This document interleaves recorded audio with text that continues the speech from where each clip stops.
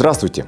Сегодня мы говорим о новом законодательстве, регулирующем выборы депутатов Жогорку Кенеша и о каждом этапе этих выборов. С нашей гостьей, с экспертом по выборам, с Канышей Мамытовой. Здравствуйте! С момента принятия новой редакции Конституции ведется много разговоров относительно смены избирательной системы выборов депутатов Жогорку Кенеша. Расскажите, пожалуйста, более подробную информацию об этом и в чем особенность предстоящих выборов депутатов парламента. Основная особенность предстоящих осенью этого года выборов депутатов Жогорку Кенеша заключается в том, что они будут проходить по новой избирательной системе.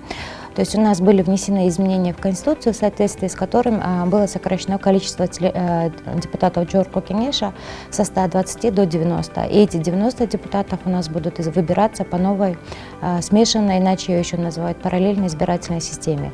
То есть это означает, что часть депутатов, а именно 54, они будут выбираться на основании списков кандидатов, выдвинутых политическими партиями, и они будут выбираться в едином округе, который включает в себя всю территорию страны.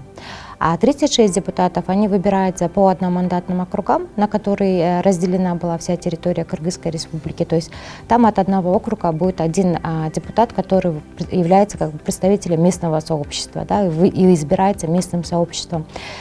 Соответственно, это означает, что введенная избирательная система, она накладывает свой отпечаток на все этапы выборов. То есть параллельные процессы идут, которые не похожи друг на друга, то есть разные принципы формирования списков избирателей по единому округу, по одномандатным округам, разные избирательные бюллетени, разный порядок выдвижения кандидатов, субъекты выдвижения кандидатов разные, как я сказала, бюллетени, соответственно, и порядок голосования в день голосования, он тоже разный. То есть если по единому округу я могу выбрать политическую партию и выбрать кандидата внутри списка политической партии, то по одномандатному округу я выбираю конкретно кандидата.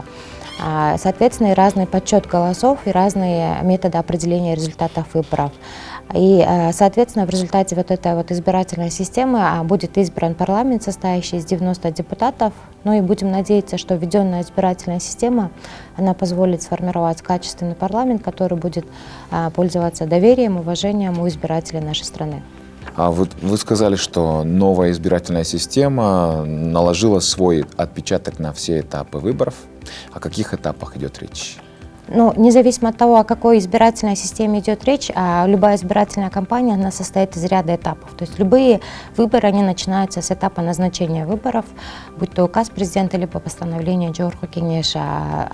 Следующий этап – это формирование избирательных комиссий, избирательных округов, формирование списков избирателей, выдвижение, регистрация кандидатов, либо списков кандидатов, этап предвыборной агитации, день голосования, подведение итогов голосования. Ну и заключительный этап – это официальное определение результатов выборов.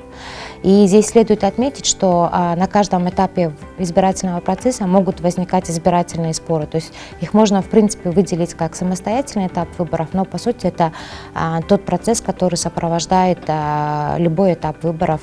И вот в отношении избирательных споров хотелось бы отметить, что есть отдельный видеокурс, который также был сделан Центральной избирательной комиссией в сотрудничестве и при поддержке программы развития Организации Объединенных Наций в Кыргызской республике.